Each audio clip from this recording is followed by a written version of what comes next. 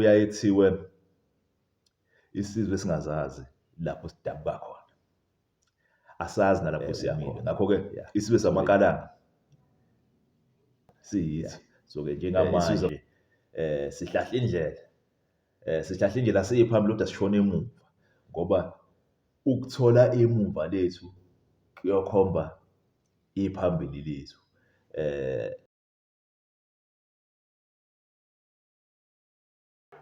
Zazi ne-Afrika kubingelela umlungu uzoyigodi ey'phansi naphezulu, inkunzi ijame enhlane nothukela kwadungeka iziziba. Inkonyane uMaswele unina lo, intandane ey'khosi amanxeba, uphunga lomzondo kwabakwabo.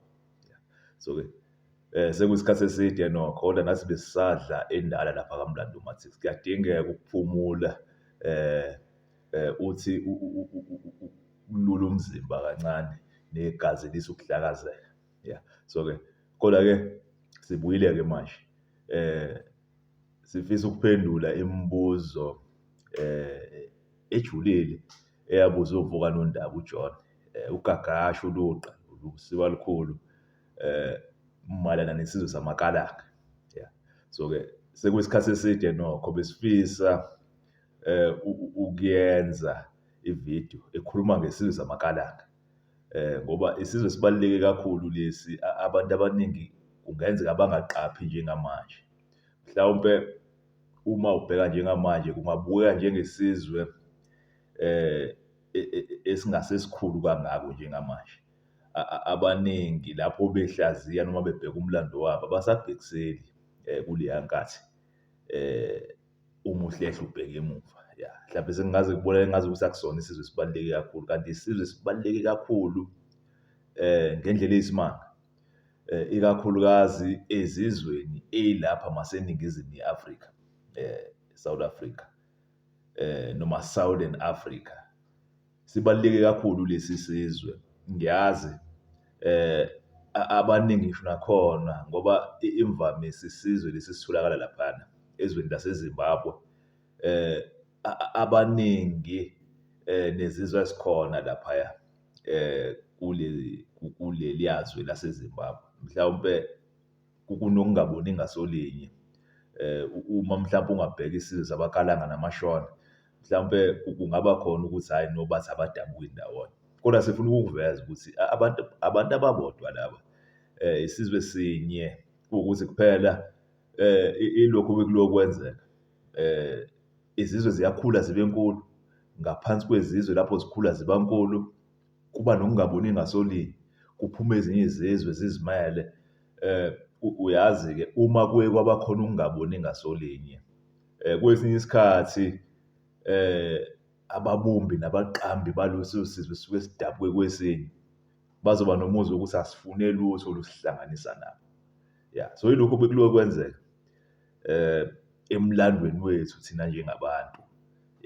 So-ke sifuna ukuveza nokho-ke ukudabuka kwalesi sizwe esikhulu sabaKalanga. Leli gama lona ngokwalo lithi abaKalanga lisho ukuthi abantu baselangeni laba. Badabuka ezizweni zamalanga. Abaningi abawaziyo umlando bazokwazi ukuthi izizwe zamalanga bezilaphaya ezwenikazi laseGibhithe.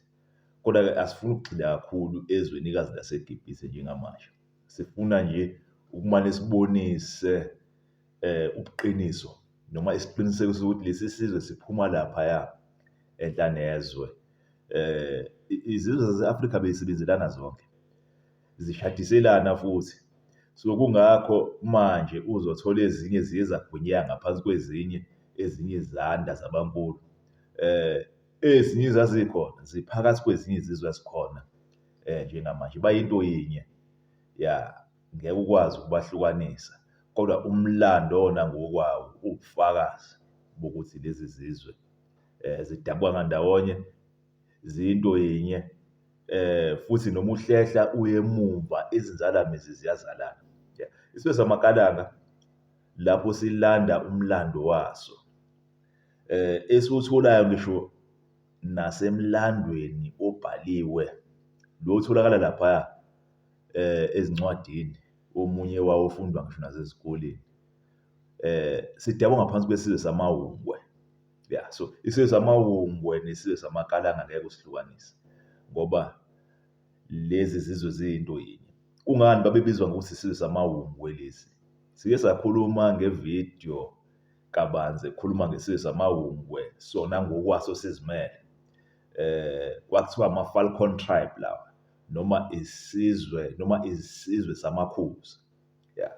Falcon tribe siyazi bekubhekiselwa ezizweni besitholakala laphaya ezwenikazi laseGibhithe. Bezaziwa njengokuthi amakhozi lawa. Izizwe zamakhozi, Eagle or Falcon tribes. Yeah, siyazi uma kuziwa ngisho nasendabeni yokukhulekela bebehlonipha ukhozi. Yeah, so uma uzobheka emlandweni wase-Egypt uzothola ukuthi ngisho nabanye onkulunkulukazi bakhona ababebakhulekela. Abanye babo lapho kubhekiselwa kubona noma lapho bedwetshwa noma bavezwa kulikhanda lokhozi bese kuba umzimba womuntu. Yeah. So ke asikho lapho kodwa njengamanje. Yeah. So bekuyizizwe zamakhozi lezi ebeyidabuka laphaya. Uma kukhulunywa ngeGibhithe njengamanje cishe mhlawumbe kuzokhulunywa nje nge-country encane esiyithola laphaya enhla nempumalanga ye-Afrika, kodwa cishe mhlawumbe ngenxa yokuthi iGibhithe iyaba umbuso womhlaba wonke, bekuyisizwe esikhulu kakhulu noma bekuyizwe elikhulu kakhulu leli, kodwa cishe mhlawumbe lapha amandla okubusa encipha nezwe lancipha. Lokhu singakufanekisa njengani? Singakufanekisa awubuke umbuso waseRoma, umbuso wamaRoma. Umbuso wamaRoma uma uzobuka ukuthi wawusabalele futhi udlondlobele kangakanani. Uma ungabheka ngisho nama-maps abhekisela kulo mbuso wamaRoma ungabona isizwe lapho labe likhulu kangakanani. Ngisho nentaliyane iyonke ibingena ngaphansi kombuso wamaRoma. Kodwa uma ubheka njengamanje, uma kukhulunywa ngeRome, kumane kubhekiselwe nje edolobhani elincane elilaphaya ezwenikazi lase-Italy. Yeah, so uyabona ukuthi liye lancipha kakhulu lapho kuphela khona amandla okubusa, kwazi kwabhekisela ukuthi iRome kwakumane kuyileliya dolobhana nje elincane. Kodwa siyazi ukuthi ngenxa yamandla umbuso wamaRoma, izwe lawo belisabalele kakhulu. Namazwe amaningi asezimele njengamanje abakha ingxenye yezwe lamaRoma. Yeah. So ke kunjalo nangezwe laseGibhithe. Uma ungabuka ngokwezwe ekubhekiselwa kulona njengamanje ngokuthi Egypt, leli laphaya empumalanga nenyakatho ye-Afrika, ungabona icishwe mhlambe iso lokubheka umlando walezi zizwe lingafinyezeka kakhulu. Kodwa uma ubuka ngeselibanzi ukuthi bekumbuso omkhulu lo, mhlawumbe ubugwinya i-Afrika yonke. Yeah, i-Afrika yonke ibingaphansi kwalo mbuso. Kangokuthi amazwe angaphandle kwe-Afrika bethi mayibhekisela kwi-Afrika athi iGibhithe leli. Ngenxa yokuthi lo mbuso ubudlondlobela uhleli kuleli zwekazi lase-Afrika. So ke uma ubhekisela esizweni samakalanga kulapho ayedabuka khona. Kangokuthi uma ulandwa umlando walesi sizwe samawungwe, isizwe samakalanga kuyathiwa sidabwa ngaphansi kukaTsivakuru. Leli gama lithi Tsivakuru lisho ukuthi great pool. Ngokolimi lwezinye izizwe ezikhona lapha bathi usibakhulu lo. Yeah, usibakhulu siyazi izizwe eziningi noma izibongo eziningi ziye zalufaka leli gama likaSibakhulu. Yeah. So ke abanye bathi uchibi lo. Uchibi. Yeah, lisho iPhonde, uchibi. Uma uzobheka isizwe samahlubi lapho sibhekisela kwenzalamizi yaso, siyaye sithi sidabwa ngaphansi kukachibi sona. Ubheka amalotshwa amanye nawo athi adabwe ngaphansi kukachibi ngoba lapho besithakazela ngoba kunesibongo esizimele nje sakachibi. Bathi bangomlotshwa bona, omthabela la. Yeah. So ke bathi badabwa ngaphansi kukachibi. Kunezinye izibongo ezingambizi ngosibakhulu noma uchibi, zithi umthombeni. Yeah, umthombeni lona. Yeah, kusabhekiselwa kumuntu oyedwa, abanye bathi uManzi. Yeah. So-ke uzobona ubizwa ngamagama ahlukahlukene, izibongo ezihlukene, ezinye izizwe nazo zisebenzisa amagama ahlukahlukene kodwa abhekisela entweni eyodwa, esho ichibi. Abanye bathi umlambo, yabona, njalo njalo. So-ke kuthiwa lesi sizwe samaHungu sasidabuka ngaphansi kwalenzalamisa. Yeah. Iyo lenzalamisa siyibona yehla manje ngoba siyazi ukuthi uzabizwe ngoSizibakhulu nje ngenxa yokuthi uzokhumbula ukuthi uma uhlehla uya maphakathi naye i-Afrika uzothola amachibi amakhulu laphana, ama-lakes. Baye bathi izindawo zamachibi kuthiwa it's a lake region lapha ezwenikazi lase-Afrika. Kuhlehle njalo uze uyofika phezulu ngakoSudan lapha la kuqalisa khona umfula lo mkhulu kazi waseGibhithe ekuthiwa iNile, imvula inile. Yeah, kwase kuthiwa iNile ngoba phela lapho izizwe ezidabuka kwamanye amazwe zifika ezingalikhulumi lolu limi ezilikhulumayo, abakwazi bona ukuthi lo Nile lo wawusho ukuthi imvula inile. Imvula iye yana lapho imvula ina kwagcwala umfula. Yeah, bona base bethatha lo Nile bathi uNile, bathi Nile River, iNile River, imvula inile le. Yeah, so-ke ilapho khona udabuka khona lenzalamisa ngoba uzokhumbula phela imvula iNile noma imvula inile, umfula lo mkhulu iNile usuka khona la kwamanye amachibi akhona lapha ne-Afrika, unyuke njalo ize uyochitha eMedithera. Ulwandle lolu oludume kakhulu olwakhelwe namazwe amaningi akhona, olwalisebenzana kakhulu ekuhwebelaneni kwamazwe atholakala njengamanje kule ndawo kuthiwa ise-Middle East. Amazwe atholakala e-Europe naye i-Afrika ngokwayo. Kulapho khona kwakuhlangana khona lezi zizwe ezihlukahlukene. Kungakho uzothola ezinye seziwelela ngapha kwesinye isikhathi ngenxa yokulwa nokubanga amandla okubusa, ezinye bese ziyaduduleka zishona phansi. Kungakho-ke mhlawumbe usuthola abantu abafana noTsivakuru behla manje beshona masezansi nayo i-Afrika. So-ke uTsivakuru kulapho edabuka khona. Yeah. So-ke uma ulandelela umlando uzothola kuthiwa isizwe uTsivakuru ayedabuka ngaphansi kwaso kwathiwa amaNgona lawa. Yeah. Abanye bathi amaGoba. Yeah, amaNgowa. Yeah. Sisuka lapha enhlanezwe. Yeah, sisuka lapha enhlanezwe ngakoSudan, Ethiopia njalo njalo. Cishe mhlawumbe lapho khona lezi zizwe zazidlalela khona. Nemibuso emikhulu lapho yayikhona lesiyazi njengamanje yayimise yalibamba leli lase-Afrika.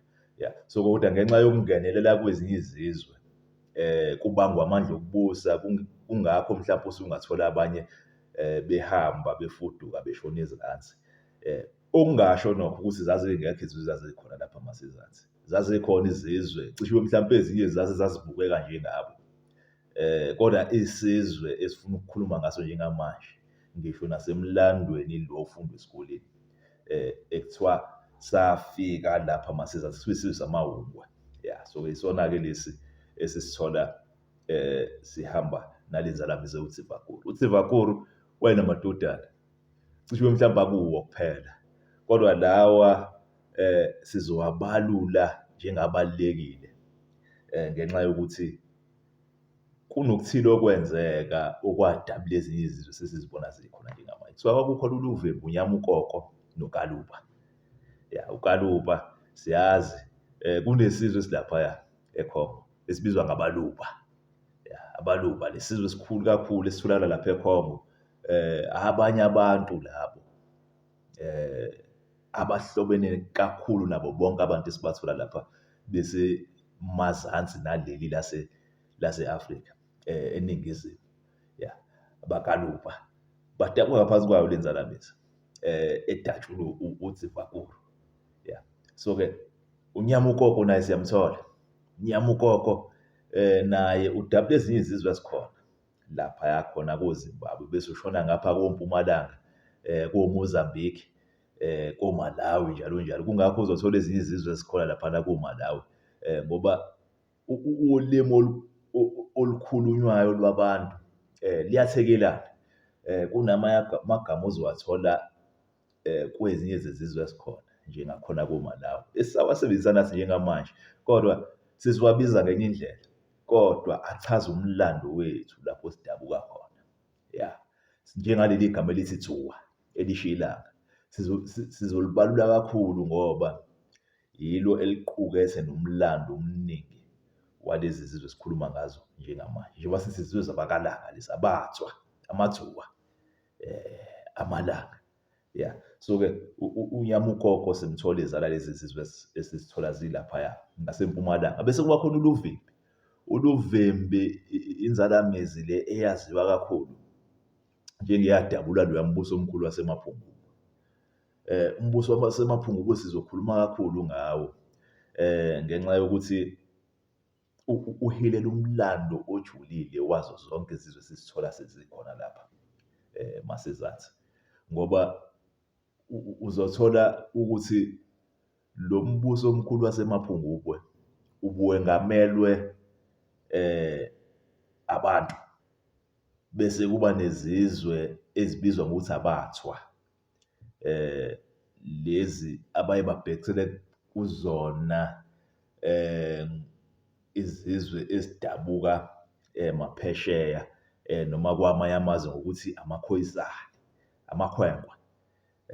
Izizwe lezi ezazimfishanyana ngeziqu, abafowethu ngqo, badabuka ngaphansi kukaPhuthi. uPhuthi kusho impunzi, ya, impunzi, inyamazane, umfowabo kaMizrayim noKhushi, kuhlanganise noKhanani, ya, uPhuthi, ya. So-ke yibo laba ababe kanye nenzalo kaMizrayim, abantu abakha loya mbuso wasemaphungubwe. Ngaphansi kwenzalamizi uLuvimbi, siyazi ukuthi lapho khona kwadabuka khona amakhosi ayaziwa ngokuthi ziyinyoni zezulu lezi. Ya, ziyinyoni zezulu. Ya, so-ke iy'nyoni zezulu yizo lezi zakha loya mbuso omkhulu wasemaphungubwe, esaziyo ukuthi lapho usabalala kwavuka umbuso wamaZimba, umbuso waseGreat Zimbabwe, lo esiwaziyo njengamanje, umile, okhona. Izizwe zabakalanga usasithola khona namanje. Kodwa esifuna ukukuveza ukuthi laphaya emaphungubwe izizwe bezaziwa ngokuthi amanguni, okuyigama leli elisho izulu. Nje basazi ukuthi amakhosi abaziwa ngokuthi aMashiriyadenga, ziyinyoni zezulu, ya. So amanguni lawo. So kungakho uzothola izizwe lapha emaphungubwe bezibizwa ukuthi amanguni, ya. Okuyigama elibhekisele kwingwenya, ama-crocodiles.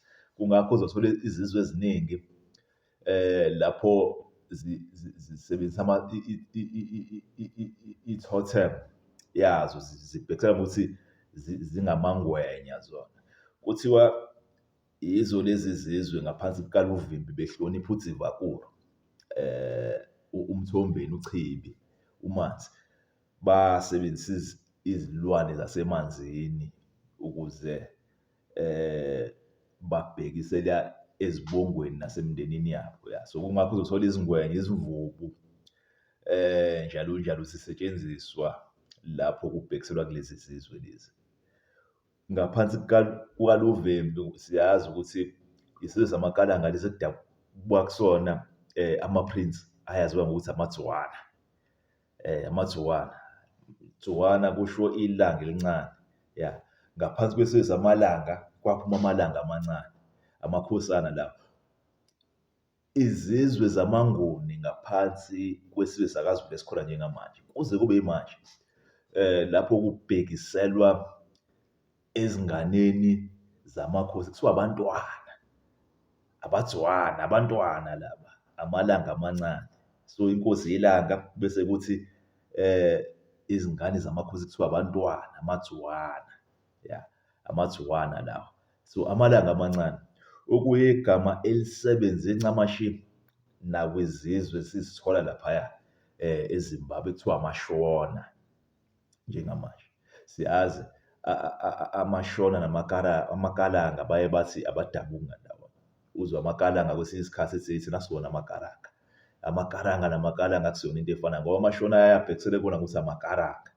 Ya bese akusiyona into efanayo. Into leli lithi amaShona siyazi abaningi bayaye bathi babe nezincazelo eziningi ngaleli gama. Kodwa leli lithi Shona lisho ukuthi Shwana, kusho ilanga ngesiKalanga noma ngesiShona, Shua, it's ilanga okuthathelwe olimini lwesinyanja lwaseMalawi ekuthiwa iDzuwa ilanga. Bona ngokwabo amaKalanga athi ilanga iZuwa. Ya so-ke leli lithi Shwana lisho ukuthi amalanga amancane, liyafana lelithi Tswana, liyafana lelithi Mntwana. Ya ama-prince lawa izizwe noma izingane zamalanga. Amakhosi amalanga azala izingane amaDzuwana ama-prince. Lama-prince nawo ayesezala izingane aqamba izizwe zawo. Ya so kungakho kuthiwa amashona uma sesililumbanisa leli gama. Ngiyazi umlando osuka kude kakhulu lo, kodwa abathandi bomlando nabalandelela bazothola ukuthi ilokhu kanye lokhu okushiwo ilokhu esikusho lapha kwaMlando Matrix. Obunye ubufakazi okufakazela lokhu ukuthi uma ulandelela isizwe zamaShona lapho silandisa umlando waso siye sithi sona sadabuka endaweni ethiwa iseGuruswa. Ya iseGuruswa. Baye balichaze ngezindlela eziningi ezihlukahlukene. Kodwa leli liseGuruswa lisho ukuthi amalanga amakhulu lawa. Badabwa ngaphansi kwezizwe zamalanga, bathi bona amalanga amakhulu, Guruswa, Dzuwa, Guru-Dzuwa. Guru kusho ukuthi great, Dzuwa sons. Yabona? Badabwa ngaphansi kwezizwe zamalanga amakhulu. Ya so bona bangamakhosana ama-prince amaShwana, amaDzuwana adabwa ngaphansi kwamalanga. So-ke lapha leli gama lithi Guruswa abaye bakhombe kulona badabuka khona. Babhekisela ukuthi badabwa ngaphansi kwezizwe zamalanga, amalanga amakhulu. Amalanga amakhulu adabuka enhla nezwe, ezwenikazi laseGibhithe. Ya so-ke izona zonke lezi zizwe lezi uma uzobuka amanye amavidiyo ethu njengoba sikhuluma ngezizwe zamaDzuwana adabuka ngaphansi kwezizwe zamalanga zabaKalanga, uzothola ukuthi kunezizwe eziningi ezibhekiselwa kuzona nje ukuthi izizwe zamaNguni njengamanje esidabwa ngaphansi kwawo lo mthombo nazo. Ngoba izizwe zamaTswana ezikhona njengamanje siye sakhuluma ukuthi izinzalamizi zazo nezinzalamizi zamaNguni akhona njengamanje. Uma sikhuluma ngamaNguni sikhuluma ngezizwe ezifana namaSwati, amaZulu, amaMpondo, amaBhaca, amaMpondo, Mise, kuhlanganise nezizwe zamaXhosa. Ya zona kanye lezi zizwe ubhekisela kuzona njengezizwe zamaNguni njengamanje. Kodwa nazi izizwe zamaTswana ziyangena ngaphansi kwezizwe zamaNguni njengoba zidabwa ngaphansi kwaloya mbuso omkhulu wasemaPungubu wamaNgoni, amaNguni. Uzothola eziningi zazo zithi zingamakoni. Kodwa izinzalamizi ziyafana njengoba siye sakuveza ukuthi bona baye bathi badabwa ngaphansi kukaNdabane, uMadabane wombuso omkhulu wabaTokwa khona lapha eGreat Zimbabwe. Badabuka ngaphansi kokuwa noma bavela emva kokuwa kombuso waseGreat Zimbabwe. AmaNtungwa lawa uNdabane wuye odabula izizwe zabaTswana. So-ke uNdabane uzothola amadodana akhe wona ngokwawo adabula izizwe. Uzothola kuphuma izizwe zamaPedi, uzothola kuphuma izizwe zamakholokwe, uzothola kuphuma izizwe zabaRhatla noma abaTlokwe, amabhubesi lawa, amakatasehle, amaTlokwe, amaqwabi, ya amaqwabi. Ya so-ke adabwa ngaphansi kukabani? adabuka ngaphansi kukaRhwadi. Ya, bathi uRhwadi. Abaye bathi uNgwadi lo. Ungwane. Umnguni lo odume impela. Ozala izizwe zamaNguni. Ya, kwakumnguni wesibili-ke nokho. Uma uhlehla uzothola ukuthi leli gama elithi Mnguni lidala kakhulu amaMbenguni, amaZulu lawa. Womzulweni. Ya. So-ke zonke lezi zizwe zidabuka ndawonye kodwa njengamanje zingabukeka zihlukene. Kuyizizwe ezizimele. Ngenxa mhlambe futhi yobutha obabangela kwesinye isikhathi ukuqembuka kwezinye izizwe. Kungakho zingama zishaye ngonyawo olulodwa njengamanje zithi asibazi labo bantu thina sidabuka sodwa. Indabuko yethu ihlukile kunalaba. Ya, kodwa singabantu banye. Ya. Kuyaye kuthiwe isizwe esingazazi lapho sidabuka khona. Asazi nalapho siya khona. Ya. So-ke njengamanje sihlahla indlela siyiphambili kodwa sishona emuva ngoba ukuthola emuva lethu kuyokhomba iphambili lethu. Akusemnyama kakhulu sekuyakhanya njengamanje ngoba umlando wethu siyawazi umile. Ngakho-ke isizwe samaKalanga siyithi. Isizwe samaKalanga kulapho zonke ezinye izizwe zizimelele khona ngokwendabuko. Siyabonga kakhulu Mzansi neAfrika.